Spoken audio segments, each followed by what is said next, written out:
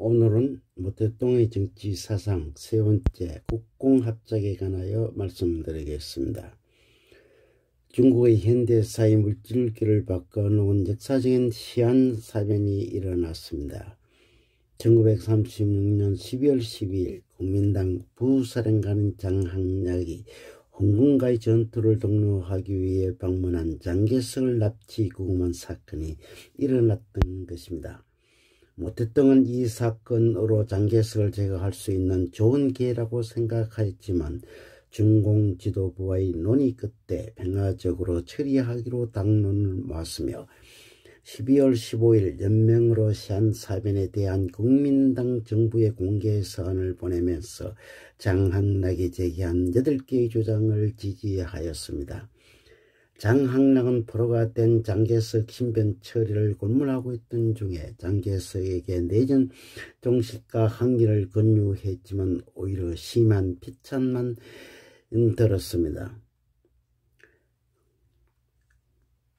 지역국민당 사령관인 항명으로 총사령관인 장개석의 구금 소식은 온 중국과 세계의 이목이 집중되는 가운데 장개석의 아내 송미령과 오빠인 송자문이 평화적인 해결을 위하여 앞장서 나섰습니다. 장개석은 자신이 조심하지 않아 뜻밖의 재난을 당했다며 세 통의 유서까지 쓰고 아내에게와 국민들에게 보냈습니다. 유서에는 한번 죽음으로써 국민당과 국가, 인민에게 보답하고 혁명당원에게 부끄럽지 않게 바라며 중화민족은 부흥한 날이 오리 온다로서 절명의 위기에서 결련한 유서를 썼던 것입니다. 결국 장개석은 내전을 멈추고 항의를 해야 한다는 도널드와 장항락의 설득에도 듣지 않다가 같이 구금된 천청 등 국민당 군 장군들의 건의를 받아들여 협상하기로 하였습니다. 중공중앙당부의 강경파는 이번 기회에 철천지 원수인 장개석을 죽여야 한다고 하였지만 실리파인 소련의 의견을 확인하고 평화적으로 처리해야 한다는 논쟁이 이어졌으며 소련의 스탈린은 장개석은 중국을 대표하는 지도자가 채용되면 중국이 분열될 거란 생각에 안전하게 풀려나오도록 명령하는 전부를 보냈습니다.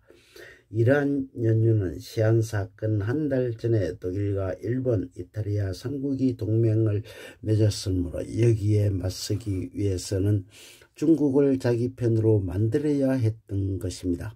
12월 17일 저우 등 중공 중앙의 대표자들은 장항락이 보낸 전용기를 타고 시안에 도착하여 사태 해결을 위한 토론을 하면서 장개석을 살리면서 내전을 피하고 국공이 힘을 합쳐 항일에 나선다는 합의를 많은 시간 끝에 이루어냈습니다. 국공합작은 공산당을 두려워하는 장개석의 목숨을 담보로 하여 항일의 명분으로 하여 성사가 되었던 것입니다. 회담이 성사되자 성탄 전날 밤에 저우는 장개석을 만나러 간 것은 두 사람 사이에 각별한 인연은 10여 년 전 항푸 군관학교에서 장개석이 교장으로 있을 때에 저우는 정치부 주임이었던 것입니다. 장개석은 저우를 보며 더 이상 내전은 안 된다며 우리 적이지만 항상 저우를 생각했다고 하자 저우는 공산당원들도 중국의 항일 용도자를 지지한다고 화답을 하였습니다. 12월 25일 풀려난 장개석은 시한사변의 주동자인 장항락을 대동하여 난징으로 돌아가는데 저우는 장항락을 보고 난징에 가면 필히 장개석에게 보복을 당한다고 걷고 말렸습니다. 장항락은 사변의 목적을 달성하였으나 항명한 군인으로서 당당하게 처벌을 받겠다며 체면을 내세워 난징으로 갔습니다. 결국 장항락은 군법회의 해부되어 형의 선고를 받고 사면 초지가 되었으나 평생을 갓대 연금 상태에서 53년 동안 지내다가 하와이에서 노안으로 103세에 사망을 하였습니다. 장개석은 합의 문서에 구두상으로 약속하면서 끝까지 서명을 하지 않았으며 중국을 대표하는 총통의 위상을 갖추었습니다. 시안사변 직후 1937년 7월 7일 중일전쟁이 발발하자 제2차 국공합작을 함으로써 중국 공산당의 이득을 보면서 가장 척박한 산시성 예난의 항토공원에서 홍군이 강한 근거지를 구축하는 동시에 군사 역량을 강화하며 발전시켜 나가 모택동의 당내 입지가 더욱 강화되었던 것입니다. 공산당은 국민당에게 사안을 발표하고 보정을 요구한 내용은 내전 중지와 일치항일, 언론 집회 결사의 자유보장과 정치범 석방, 모든 당파와 군대의 대표자 회의 소집과 공동구국의 실현, 내일 항전 준비, 공작의 신속한 완성, 인민생활의 개선 등이었습니다. 이러한 요구사항이 받아들여진다면 중국 공산당은 국민당 정부에 대한 무장폭동 중지, 소비에트 자치정부의 명칭을 중화민국 특구로 개칭하며 홍군도 국민혁명군의 편제에 따르겠으며 민주제도를 실시하고 지주의 토지 몰수를 중단하는 정책을 시행하겠다고 하였습니다. 이러한 논의는 중일전쟁의 계기로 신속히 협의되어 9월 22일 국민당 중앙당 중앙통신은 국공합작이 성사되었다고 선포하고 장개석은 23일 담화를 내고 공산당의 합법적인 지위를 인정하였습니다. 2차 국공합작의 협약에 따라 공산당 홍군은 팔로군과 신사군으로 분리되는 항일 부대로 편성하여 국민당 군대와 공동전선을 펼치며 항일전선에서 싸우게 되었습니다. 국공합작으로 군부대 재편성뿐만 아니라 행정구역도 협의를 모아서 소비에트 자치지역을 특별구로 지정받고 2개의 병구를 운영하게 되었습니다. 항일에 대한 열망은 국민당과 공산당은 물론 중국 인민노동자 학생 등 전 계층에서 일치단결로 뭉치게 되어 대일 항전이 하나의 목표가 되었습니다. 1937년 8월 9일 일본 해병대 중위와 사병이 상하이 홍차오 비행장으로 난입하다가 중국군 수비대에 사살된 사건으로 중일 양국의 상하이 전투의 도산이 되었던 것입니다. 일본 정부는 단호한 조치로 전면적인 침략 전쟁을 선언하고 육상 전투기로 외국인의 조개지를 제외하고 시내 곳곳에 무차별 폭격을 하였습니다. 상하이를 수비하던 국민정부군은 최정예 부대와 중국 공군 전투기를 일본 육산 전투기를 격추시켜 위용을 떨치자 중국군과 일본군의 전투는 군사적 요충지는 일진일퇴를 거듭하며 육탄전을 벌이면서 쌍방이 진지를 두고 빼앗기고 이런 고지전을 벌인 전투가 되었습니다. 일본군은 계속 정원군을 요청하여 전세가 유리한 방향으로 가자 장개석은 총사령관을 맡아 상하이 전투를 진두지휘하으나 양국 모두가 선전포고하지 않고 전면전을 벌였습니다. 이런 연유는 선전포고를 하면 미국의 중립법 적용을 받아서 포고를 하는 교전국에서는 경제 제재를 받았기 때문이었습니다. 그러나 중국은 1941년에 국제 여론 무기 거래, 중립국 조개지 및 자국 교문 등의 요인으로 정식 일본에 선전포고를 하였던 것입니다. 중국군은 10월 26일 대창 전투에서 결사항전으로 싸웠으나 실패하여 일본군을 맡기는 역북족이 되자 1937년 11월 11일 상하이에서 함락됐으며 국민당 정부는 임시정부를 난징에서 중칭으로 옮겼습니다. 1937년 12월 13일 무주공산 난징을 점령한 일본군은 무고한 양민을 무차별 살육하고 6주간의 짧은 기간에 약 30만여 명을 난징 대학살 사건이라는 만행을 자행했던 것입니다. 독일 여성들의 강간 피해를 입은 여성은 수만 명이었고 건물은 80%가 넘게 파괴됐고 불타버렸습니다.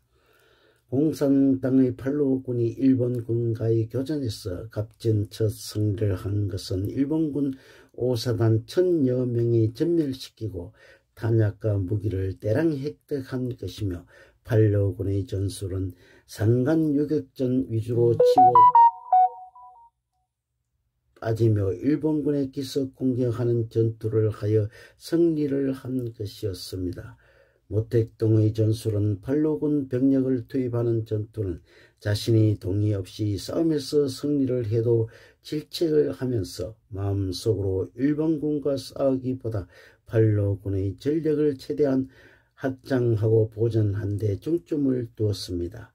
공산당 세력이 급속도로 팽창하면서 위협적으로 다가오자 불안감을 느낀 국민당 군사위원회는 신사군을 일본군 배후 지역으로 이동하다가 급습을 당해 중과 부족으로 겨우 몇천 명만 살아남아서 도주하는 상황이 벌어졌습니다.